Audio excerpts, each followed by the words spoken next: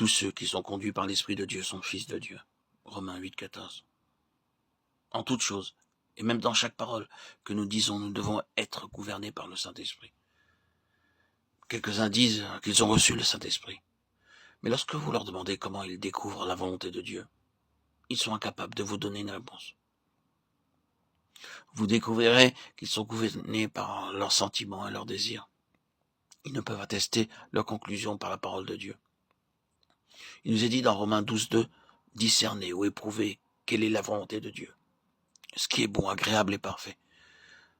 Vous devez appliquer chaque test et vous assurer de la volonté de Dieu. Par exemple, lorsque vous achetez de l'or, vous ne devez pas vous fier à sa couleur ou à son apparence. L'or doit être poli sur une certaine pierre ou bien passé au travers du feu. Il existe de nombreuses imitations. Ceux qui iront en Angleterre ou aux States pour la première fois seront déçus par la margarine. Ce n'est pas du beurre. Cela y ressemble seulement. Lorsque je me rendis pour la première fois en Angleterre, je fus servi à chaque repas avec beaucoup de margarine. Je dis alors à mon amie que ma logeuse était tellement généreuse qu'elle me donnait chaque jour beaucoup de beurre. Il sourit en me disant que ce n'était seulement que de la margarine. Pendant 3 mois, j'avais pensé que c'était du beurre. Si vous ne savez pas comment découvrir la volonté de Dieu, vous serez trompé de la même manière. Les croyants doivent prier ensemble pour tout ce qui se rapporte à l'Église, jusqu'à ce qu'ils aient une même pensée et une parfaite paix dans leur cœur à l'égard de la volonté de Dieu. Le seul enseignement biblique n'est pas suffisant. L'unité dans la prière est nécessaire. La plénitude de Dieu est dans le corps de Christ, comme nous pouvons le lire dans Éphésiens 1, 22, 23.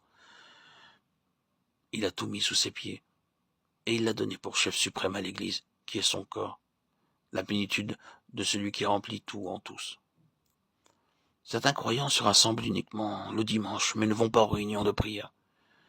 La conséquence de ces choses, c'est qu'ils demeurent spirituellement faibles et qu'ils manquent de maturité. Ils sont incapables de saisir les choses profondes de Dieu. Ils assistent aux réunions et s'en retournent chez eux en disant que c'était très beau. Mais cependant, ils ne prendront pas la peine de rester avec les autres croyants pour avoir de la communion ou bien pour avoir leur part de responsabilité dans l'Église. Ceux qui ont appris à reconnaître le Seigneur Jésus-Christ comme la tête du corps, c'est-à-dire de l'Église, aspirent à la plénitude de Dieu. Ils aiment jouir de la communion avec le peuple de Dieu et participent assidûment aux réunions de prière de l'Église. Mais ceux qui négligent cette communion demeurent spirituellement des bébés. Par expérience, je sais de quelle force nous jouissons lorsque, en tant que peuple de Dieu, nous apprenons à nous réunir, souvent pour la prière. Voyez, Actes 12, 5, Romains 15, 30, Éphésiens 6, 19, Colossiens 4, 3, 1 Thessaloniciens 5, 25 et 2 Thessaloniciens 3, 1. Dans ces passages, nous voyons que Paul, bien qu'il fût un grand serviteur de Dieu, réclamait sans cesse la prière des saints. Il connaissait si bien le Seigneur, mais cependant, il était dépendant des prières de l'Église. À cet égard, nous devons nous aussi dépendre les uns des autres. J'ai besoin de vous, et vous avez besoin de moi. Nous avons besoin de vivre ensemble, de nous réjouir ensemble, de souffrir, de servir ensemble, sous une seule tête, Christ. C'est la raison pour laquelle nous sommes appelés le corps du Christ.